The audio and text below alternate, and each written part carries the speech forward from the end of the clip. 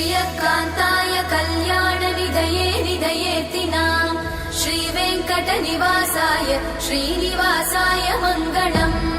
लक्ष्मी सविभ्रमालोक सुभ्रूविभ्रमचक्षुषे चक्षुषे सर्वलोकानां वेङ्कटेशाय मङ्गलम्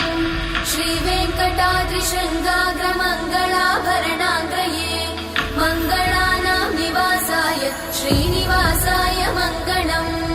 सर्वावयव सौन्दर्य सम्पदा सर्वचेतसां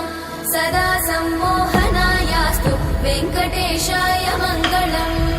नित्याय निरवध्याय सत्यानन्दचिदात्मने